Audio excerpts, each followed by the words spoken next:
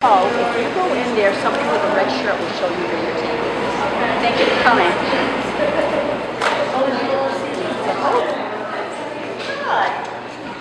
Okay, there you go. Beautiful. Thank you so much.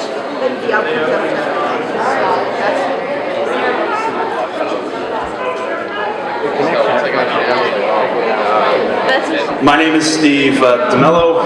I am the chair of the Fall River Homeless Service Providers Coalition, and I am the Youth Services Coordinator for Catholic Social Services in Fall River. I'd like to welcome you this morning to the 7th annual Project Homeless Connect here at Bristol Community College. We have a very short speaking program, and then you'll be free to have a light breakfast and to visit all the various vendor booths. So I'd first like to introduce to you the president of Bristol Community College, Dr. Jack Sprague.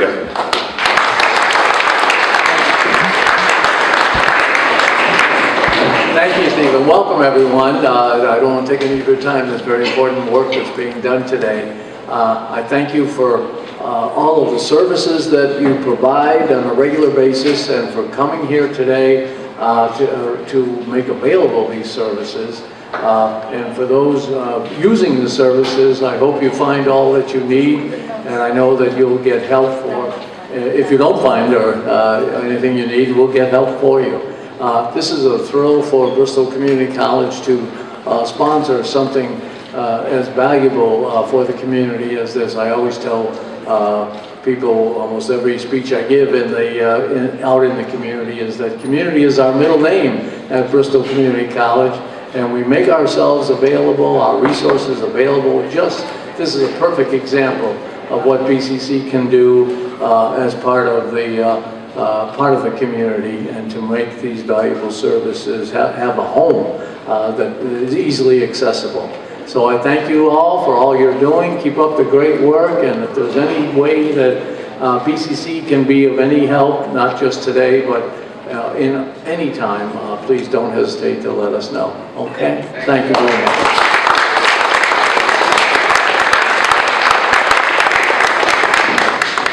Thank you, Dr. Sprague. Next, I'd like to introduce you to Senator Michael Rodrigues.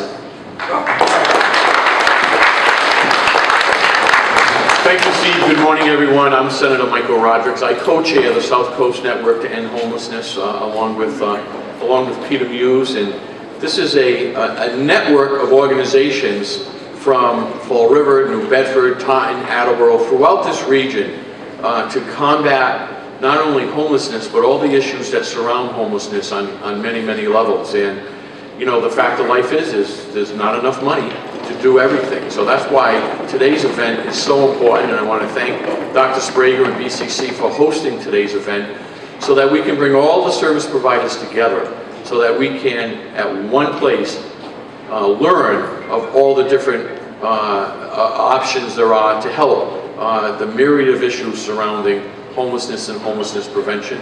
We've come a long way. A major focus of our work over the past few years is getting people out of hotels and motels for placement, because there's nothing good. It comes from having families having to live in hotels and motels. And we've been very, very, very successful. We haven't completely eradicated that, but the hotel and motel placement census is down dramatically over the past couple of years. So we will continue to work together. Janet Riccardi, our esteemed leader, who deals with this every day, has just undergone knee surgery, so she's not here today. We're going to miss Janet, because she's really the glue that binds us all together.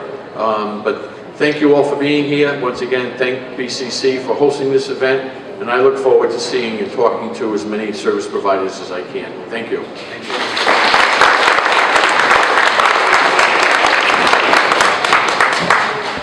Thank you, Senator Rodrigues.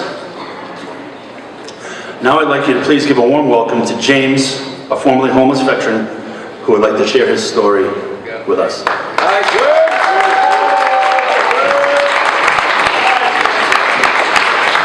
Hi, I'm Jim. I'm formerly a homeless veteran. I first experienced homelessness after discharging from the Marine Corps 26 years ago. My dual diagnosis, bad decisions, and circumstances kept me homeless, on and off for the next 25 years.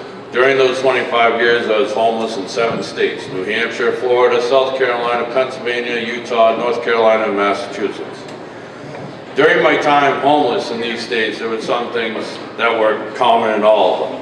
Hunger, wondering when I could get a meal. Shelter, needing a warm, dry place out of bad weather, a safe place to sleep. Money, needing an address for employment opportunities. Hygiene, not able to shower and shave. As you still can see, I still don't shave. My last bout of homelessness was here in Fall River, Massachusetts, where I became a guest of Stepping Stones First In. While I first stepped in, I was referred to Stepping Stones Project Fair, where I received case management and peer support services. My case manager made referrals for me to obtain mental health services, medical health services, obtain food stamps, and submitted housing applications. One of the applications was Stepping Stones residence, where I currently reside. The Stone residence is a permanent supportive housing for chronic homeless individuals. This December will mark 2 years that I've been living there. Not having to worry about having a roof over my head has allowed me to work on my recovery and continue moving forward. It has put me in a position to share my experiences with others who are homeless and struggling, and with all of you today. Thank you for your time. All right, sir.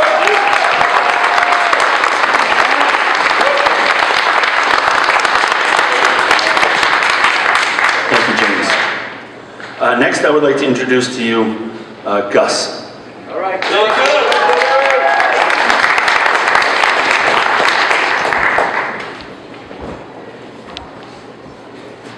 Hi, my name is Gus, formerly homeless resident of Fall River, Massachusetts. My first experience with homelessness was in 2004. Before that, I owned my own house, my own property, I had a wife, kids, and more friends than I could count. I experienced a few series of unfortunate events that were completely out of anyone's control. I let my negative emotions get the best of me and made a lot of very poor decisions. I took a lot that I loved for granted. I thought that it would always be there no matter what. Anxiety, anger, bursts of rage causing horrible consequences, followed by severe bouts with depression, just became a vicious cycle and eventually cost me all those things that I love so much. The 10 years that followed, I experienced homelessness many times, sleeping in vehicles, under overpasses, and in the woods. No one I knew had an open door for me anymore. Who could blame them? I was a self-destructive maniac. I felt the world was unfair and everyone was against me, so I was against everyone and the world. But I was going to get what I wanted. I was going to get things my way no matter what. Well, this attitude just led me to more homelessness and misery. In 2014, I became a resident at the First Step In, a homeless shelter in Fall River. And it was there I heard a speaker who came in every Wednesday night and speak of his past and what he did to better his life. And so after a few weeks of hearing him speak, I decided to ask him to guide me back to sanity the same way someone guided him. And it worked. In a short time, I had a new job, my own apartment, reestablished a relationship with my daughters and some other family members. I made some new friends and thought all was good. So I felt I could stop doing my inner work with my new advisor, but I found in a very short time that I was still very messed up inside. Again, I made some very poor decisions that cost me everything I had gained and landed me homeless once again for 3 weeks. I was institutionalized for 30 days, and when I got out, again I went to the shelter, and luckily there was a room available that day. I called up my advisor and asked if he could continue the process that we had started. He was glad to hear from me and excited to get started again. This time during my stay at the First Step In, I was introduced to a new program, Project Fair. There I got a case manager who worked hard with me along with her colleagues to find me housing. They found me a place in New Bedford, but before I moved out there, a room became available in SRO, which is an independent living community upstairs from Project Fair in the First Step In. I reside there still today, and I have another new job. I reestablished a relationship with my family once again, and I recently got my child support paid off with some money that I've been able to save up since January, which I thought was never going to get done. In a very short time, I'll be moving on and getting my own apartment again. But this time I plan on continuing doing inner work, working on myself, because if I don't keep myself in check at all times, I will lose everything again. For me, with inner work, the outer world becomes more manageable. Inner work followed by self-change has become a permanent, everyday practice for me. And it is self-rewarding every day. There is a way out of homelessness that requires self-change, part of that being patience, tolerance, and acceptance, and willing to ask others for help and to work with them and get the help we need. Thanks.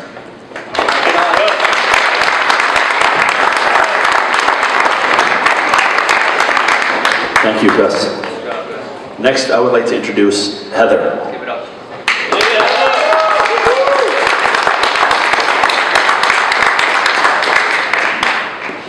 Hi, my name is Heather Vasconcellos, and not too long ago I was homeless. I was born and raised in Westport, Massachusetts. A brother, a mother that was very supportive, and unfortunately a very sick father from Vietnam. And it was very tough growing up, and I had to grow up really fast. I had mental illness, and I overcame a lot of that. I graduated from high school, I persevered, and I graduated from BCC, I graduated from UMass Dartmouth, and I never thought that I would become homeless. I was one of those people I thought, it's not going to be me. I got many good jobs. I had a sports car. I lived in Westport. You know, I worked for the state. And at the age of 34, I lost my mother, my support system. And my mental illness, I decided to self-medicate, which led to homelessness. I went from UMass Dartmouth to the Dartmouth House of Corrections real fast.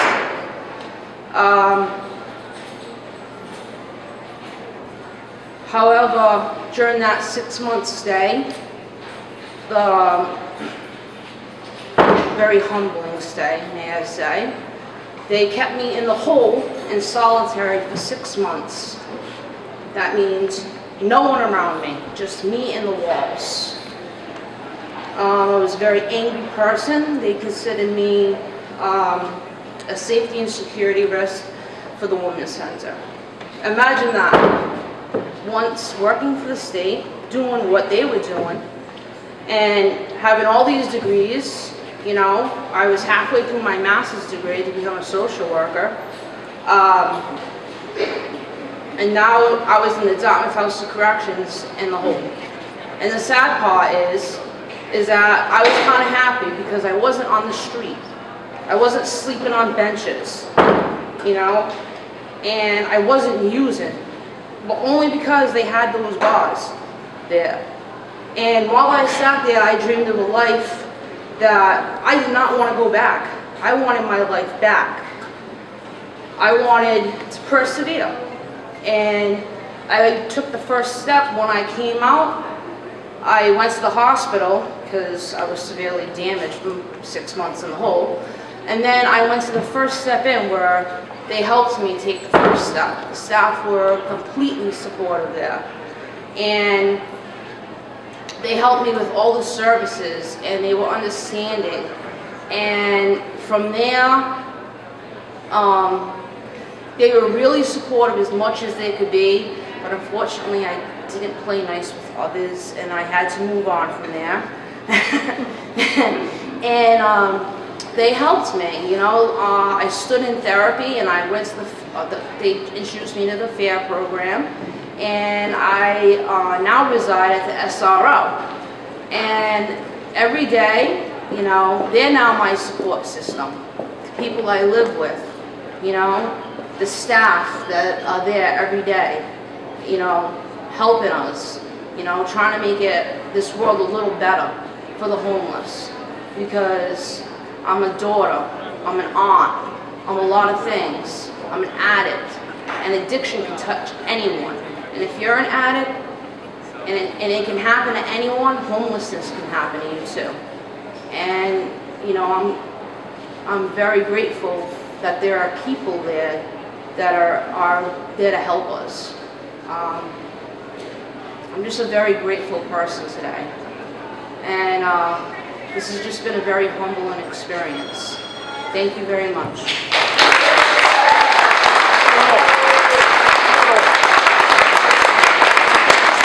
Heather, Gus, thank you so much for sharing your story. It's not easy to stand up here and open yourself up, and your willingness to share today really means a lot to the community. Next, I would like to welcome Pastor Brian Weeks of Solomon's Porch.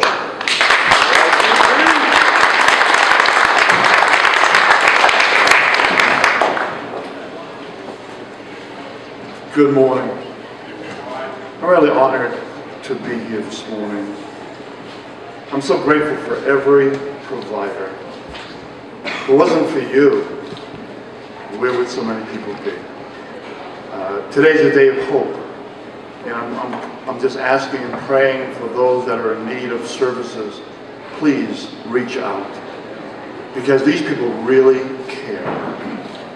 The providers really are willing to do all they can do to provide for you and to take the first step towards a better life. Because you all have a destiny. And that destiny, though it appears to be robbed from you, God is interested in redeeming your destiny. Our church, along with First Step In and other churches, we have the privilege of running the overflow shelter during the winter months. And so if you're here today, we are looking for volunteers. How many volunteers do we have willing today? Okay, Pastor Tom, write their names down. So see Pastor Tom, we really would appreciate your help. The scriptures tell us that God listens to the cry of the poor. When someone who's hurting, God listens. In fact, he instructs all of us that if we ignore the cry of the poor and they're hurting, God said the day that you're in need, he says, I won't listen to you. It's a pretty strong verse. I'm here this morning among Samaritans. The Samaritan story is about a man that was lying in the road and he was wounded, and people walked by and did nothing. Even priests and ministers walked by, they did nothing. But finally, one person stopped, and they poured their life into this one man. They bandaged his wounds, and they invested in him. And that's what all of you providers do. You bandage the wounded. So I'm going to pray that God would, and this is a big one, give us more resources. We won't get political talking about all the cutbacks. And there's been several. It's like making brick without straw. But I'm really proud of you. I'm proud of all of you. You're amazing people with such a future. So let's ask God for help. God said, listen, if you ask me for help, I'll give you help. So let's pray. Father, thank you that you've given us the privilege to serve others. Thank you for those that are here today looking for help. We'd ask that you would do something supernatural in their hearts today. We pray that you would intervene and divinely put hope in their hearts. So Father, we're asking that you would provide. We know there's so many cutbacks, but somehow, Lord, would you please provide? I pray that you would bless every provider, every volunteer. God, I pray that you would bless those that are in need. And we're looking to you for help. Jesus, we're praying all these things in your amazing name. Amen. Amen. Thank you very much.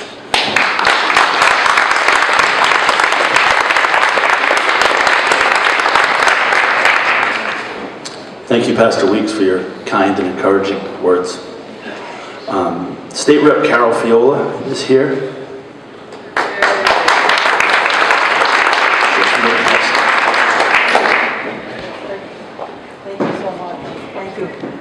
you to all of the providers that have come here today. Thank you to President Sprague for providing this wonderful venue. Thank you to my colleague, Senator Rodrigues, who I'm sure, I was not here to hear them, but had great words, and he's done great work to be helpful to those in need in our community, and that's what we try to do as legislators. And so today, I just want to thank the providers, because in this community, while there is great need, we are very blessed to have so many resources, kind people, and great agencies to provide those in need with a hand up. And so I came to thank all of the providers and those who might be here looking for resources. This is a great place to begin and a great place to be. So thank you for inviting me. God bless you all for the work you do, and we're here to help. Thank you.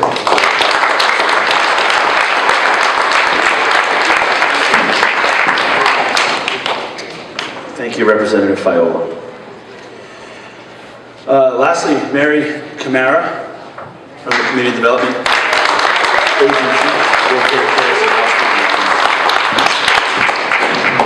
Thank you all for coming. Thank you to all the providers for being here. We have at least 52 providers here, so you're going to get what you need. Thank you for everyone who is here looking for services. We're glad that you're here. This is for you. We have some housekeeping rules today. There's no smoking on the campus. This is a smoke-free campus, so if you need to have your cigarette, you have to go all the way up to Ellsbury Street. Please abide by this rule. We will be announcing van departures to the registry as the day goes on. It won't be at certain times, so just keep your ears open. And I'm loud enough, so I'll make sure you hear me. And if anyone has any problems, seek out us in the red shirts, just like this. We're the ones who are the problem solvers today. There's a late breakfast, and lunch will be here around 11:30, so enjoy your day. Thank you for coming.